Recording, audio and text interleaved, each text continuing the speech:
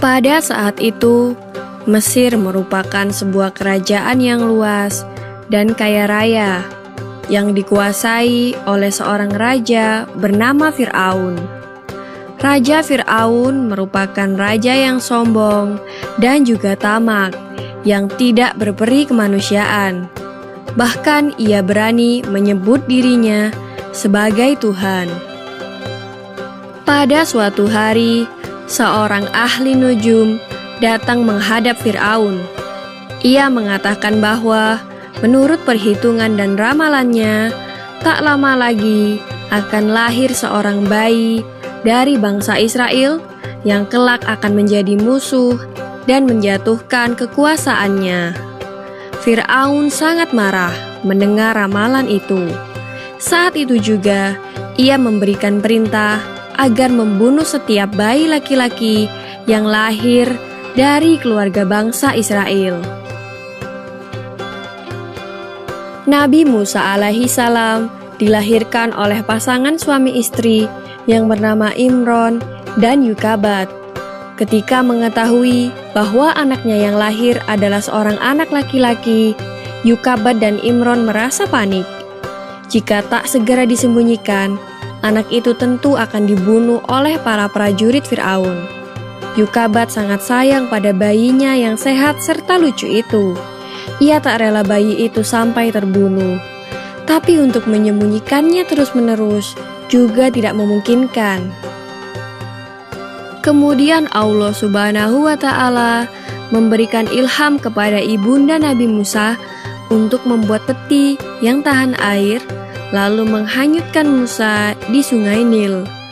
Kakak Musa juga diperintahkan untuk mengikuti kemana peti itu hanyut.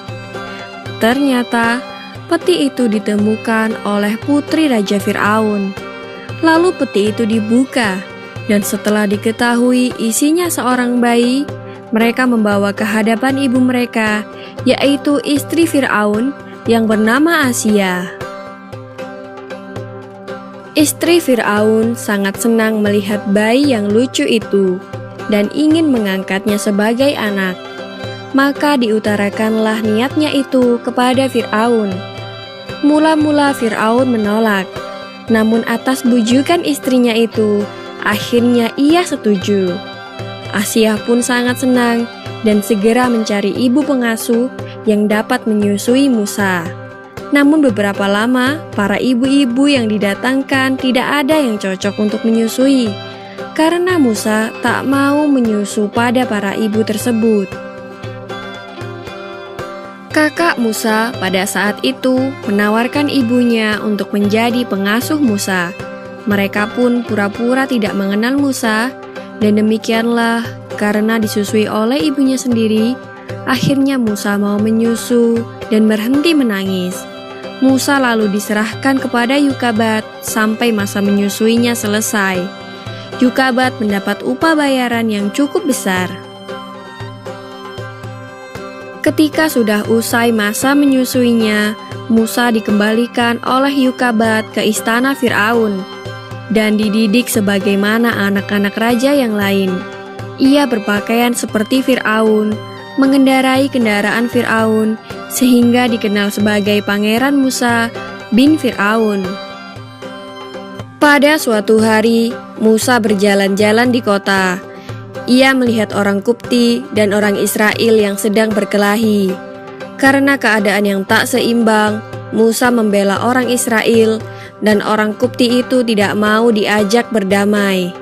Musa pun menjadi marah, dan dengan sekali pukulan, orang itu langsung meninggal dunia. Ada seorang saksi yang melihat kejadian itu. Musa lalu dilaporkan kepada Fir'aun.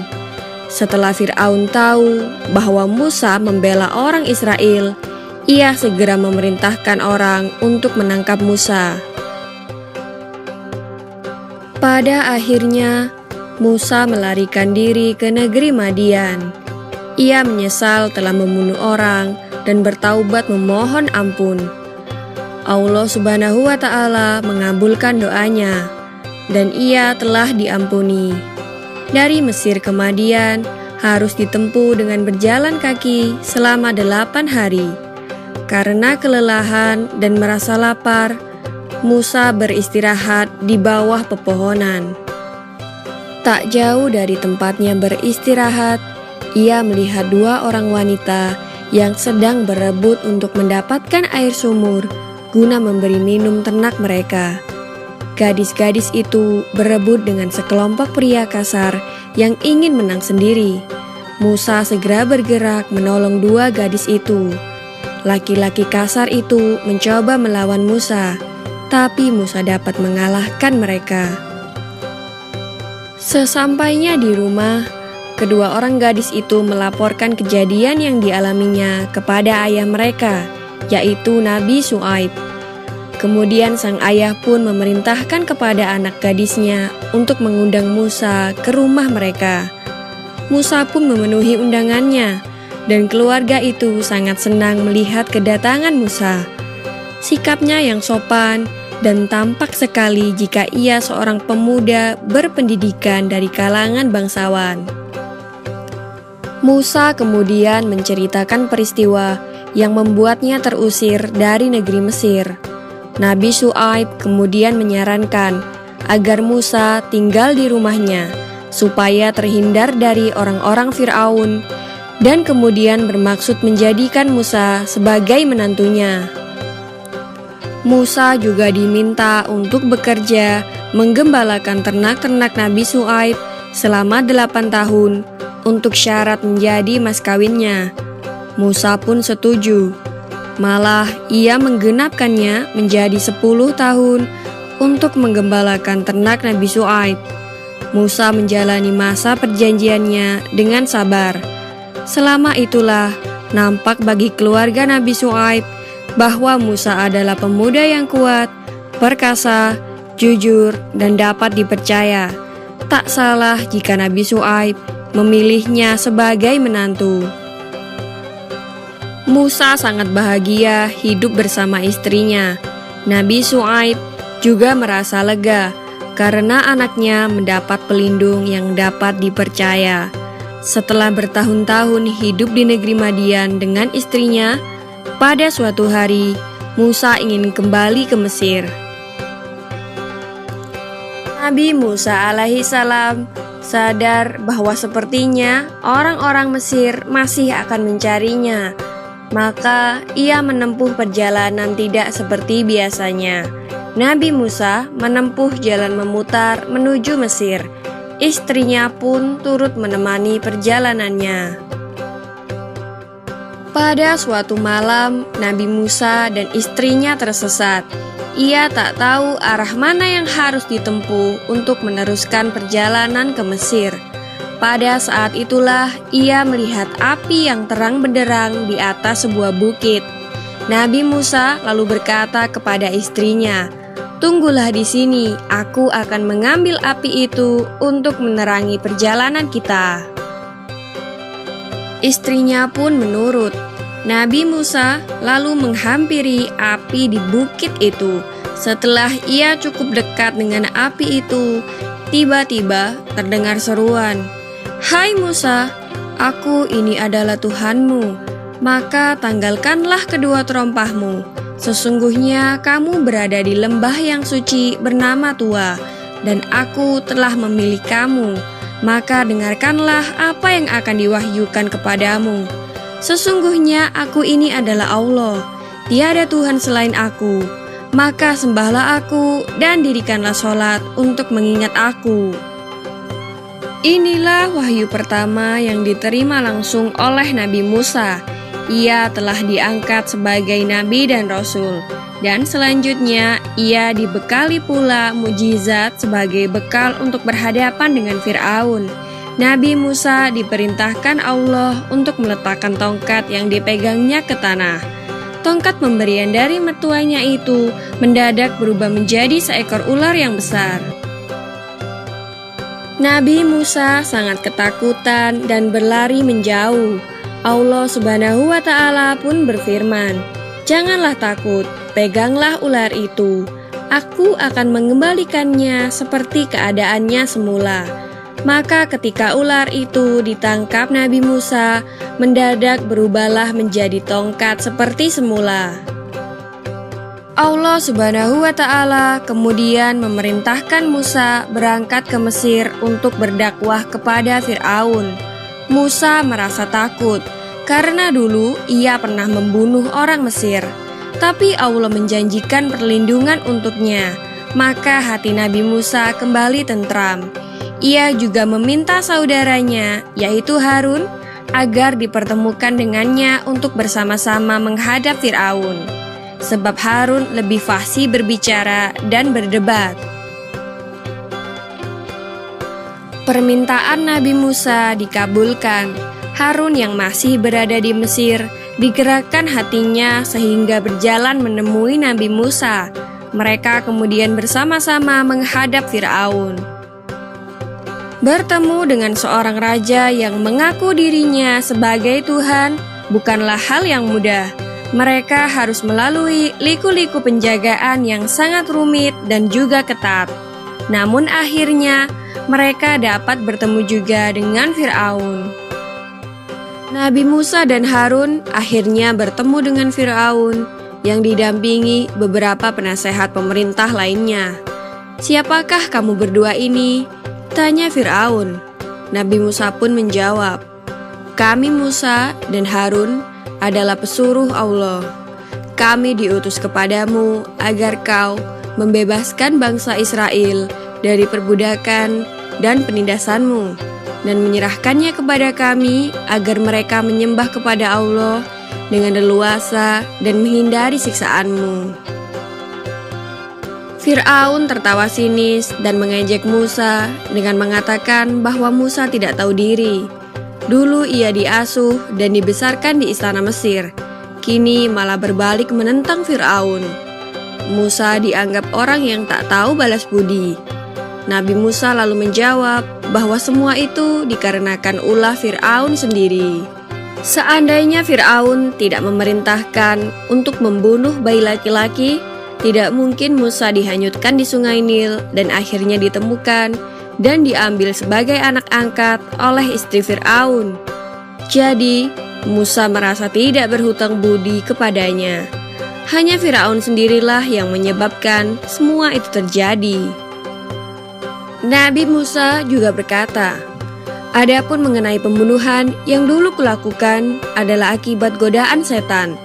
Namun peristiwa itu akhirnya menjadi rahmat bagiku. Sebab setelah aku melarikan diri dari negerimu, aku dikaruniai hikmah dan ilmu oleh Allah, dan aku diutus sebagai Rasul. Maka datanglah aku kepadamu untuk mengajak engkau dan kaummu menyembah Allah." Siapakah Tuhan yang kau sebut-sebut itu? Adakah Tuhan lain di atas bumi ini selain aku yang patut disembah dan dipuja? Kata Fir'aun. "Ya, ada, yaitu Tuhanmu dan Tuhan nenek moyangmu, serta Tuhan seluruh alam semesta," jawab Nabi Musa. Demikianlah terjadi perdebatan antara Musa dan Fir'aun. Fir'aun sama sekali tak dapat menolak alasan Musa yang diwakili Harun. Fir'aun akhirnya mengancam Musa dan Harun dengan berkata, "Hai Musa, jika engkau mengakui Tuhan selain aku, maka pasti engkau kumasukkan ke dalam penjara." Nabi Musa berkata, "Apakah engkau akan memenjarakan aku walaupun aku dapat membuktikan dan memberikan tanda-tanda kebenaran dakwahku?" Lalu Fir'aun menantang dan berkata, "Datangkanlah tanda-tanda yang dapat membuktikan kebenaran kata-katamu, jika memang kau benar-benar tidak berdusta." Musa kemudian melemparkan tongkatnya. Mendadak berubahlah menjadi ular yang merayap ke arah Fir'aun. Fir'aun pun lari ketakutan dan minta agar Musa menangkap lagi ularnya. Begitu Musa menangkap ular itu, berubahlah menjadi tongkat lagi. Meski mujizat Nabi Musa telah dikeluarkan, Fir'aun tetap belum percaya. Ia mengira Musa telah mengeluarkan ilmu sihir. Maka ia hendak mengumpulkan ahli-ahli sihir di seluruh kerajaan Mesir untuk bertanding melawan Nabi Musa. Tantangan itu disampaikan kepada Musa, dan Musa menyanggupi tantangan itu. Pada hari yang telah ditentukan, berkumpullah para ahli sihir Firaun. Para penduduk pun turut menyaksikan adu kepandaian sihir itu. Musa mempersilahkan para ahli sihir andalan Firaun untuk menampilkan keahliannya terlebih dahulu. Mereka melemparkan tali dan tongkat-tongkatnya. Tak lama kemudian, tali-tali dan tongkat yang mereka lemparkan itu berubah menjadi ular. Jumlahnya ribuan ekor. Firaun tertawa dengan bangga menyaksikan keahlian para ahli sihirnya. Penduduk pun juga banyak yang terkagum-kagum. Dengan tenang, Nabi Musa melemparkan tongkatnya. Tongkat itu segera berubah menjadi ular yang sangat besar dan langsung memakan ular-ular para ahli sihir Firaun. Dalam waktu singkat, ular-ular para ahli sihir Firaun itu habis dimakan oleh ular Nabi Musa. Para ahli sihir itu merasa heran. Apa yang ditampilkan Musa bukanlah sihir yang seperti mereka pelajari selama ini. Sadar akan hal itu, para ahli sihir pun berlutut dan menyatakan diri menjadi pengikut ajaran Nabi Musa. Mereka bertaubat dan hanya menyembah Allah saja. Firaun pun menjadi murka melihat para ahli sihir yang telah bertaubat itu. Ia mengancam akan menyiksa para ahli sihir itu dengan siksaan di luar batas perikmanusiaan. Namun para ahli sihir itu tidak merasa takut. Mereka tetap memilih menjadi pengikut Nabi Musa. Sejak saat itu terdapat dua aliran di Mesir. Yang pertama adalah mereka yang menyembah Firaun, dan yang kedua adalah para pengikut Nabi Musa. Namun para pengikut Nabi Musa makin lama makin banyak jumlahnya. Sebab ajaran Nabi Musa sangat jelas dan mereka dihormati sebagai makhluk Tuhan sama seperti lainnya. Tidak demikian dengan Firaun yang selalu bertindak kejam. Kejahatan Firaun semakin menjadi-jadi. Para pengikut Nabi Musa disiksa agar menjadi sesat dan mengikuti kembali perintah Firaun. Istri Firaun yang dulu merupakan ibu angkat Nabi Musa turut mengikuti ajaran Nabi Musa. Dan ketika Firaun mengetahui hal tersebut, Firaun langsung menyiksa Asia, istrinya sendiri, hingga meninggal dunia. Nabi Musa kemudian berdoa agar Allah memberi azab kepada Firaun dan para pengikutnya. Dengan segera, negeri Mesir dilanda kemarau panjang, sehingga tanaman gandum milik kerajaan Firaun pun gagal panen. Banyak pepohonan dan hewan ternak yang mati, disusul badai yang merobohkan rumah-rumah mereka, dan wabah penyakit melanda di mana-mana. Dalam keadaan demikian, para utusan Firaun mendatangi Nabi Musa agar berdoa kepada Allah untuk mencabut azab itu. Nabi Musa akan bersedia berdoa jika Firaun berjanji membiarkan kaum Bani Israel pergi dari Mesir bersama Musa. Namun setelah azab itu berhenti dan keadaan menjadi normal, Firaun malah mengingkari janjinya. Kaum Bani Israel yang menjadi buruh, budak, dan sebagainya tetap diperintahkan untuk bekerja paksa di Mesir, dan para pengikut Nabi Musa masih banyak yang disiksa. Kemudian datanglah wahyu dari Allah agar Musa mengajak kaumnya pergi meninggalkan Mesir. Mereka berangkat secara diam-diam di malam hari agar tidak diketahui oleh Firaun. Namun pada akhirnya Firaun tetap mengetahuinya. Firaun dan ribuan bala tentaranya segera menyusul rombongan Nabi Musa. Ketika rombongan Nabi Musa telah sampai di tepi Laut Merah, mereka tidak dapat melanjutkan perjalanan karena terhalang oleh lautan. Para pengikut Nabi Musa menjadi panik karena Firaun bersama bala tentaranya dari kejauhan sudah tampak bersiap akan membunuh mereka semua. Jangan takut, Allah Subhanahu wa Ta'ala bersama kita, kata Nabi Musa sambil memukulkan tongkatnya ke laut.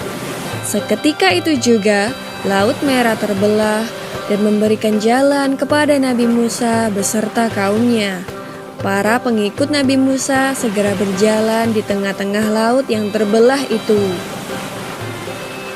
Setelah mereka sampai di daratan seberang, Fir'aun tiba dan menyusul mereka melalui jalan di laut yang terbelah itu. Namun ketika Fir'aun dan para pengikutnya sampai di tengah-tengah, mendadak laut yang terbelah itu menutup kembali. Tenggelamlah Fir'aun dan para bala tentaranya yang berjumlah ribuan itu. Semua binasa tanpa tersisa. Sesudah selamat dari kejaran Fir'aun, Musa dan pengikutnya meneruskan perjalanan. Di waktu mereka kehausan dan tidak terlihat ada tempat mata air, Nabi Musa lalu memukulkan tongkatnya ke sebuah batu yang cukup besar. Maka dari batu itu memancarlah air yang dapat mereka minum. Dan ketika mereka berada di semenanjung Sinai, mereka merasa kepanasan karena panas matahari seperti memanggang bumi. Tak ada tempat berteduh karena tak ada satupun pohon yang terlihat oleh mereka. Di saat seperti inilah Allah memberikan nikmat-Nya berupa awan yang mengikuti dan melindungi perjalanan mereka. Demikianlah kisah Nabi Musa alaihi salam membelah Laut Merah yang membuat Raja kejam Fir'aun tenggelam di dalamnya. Semoga serangkaian kisah Nabi Musa ini dapat mempertebal iman kita dan semakin percaya akan kebesaran dan kuasa Allah Subhanahu wa Ta'ala. Amin ya Rabbal Alamin.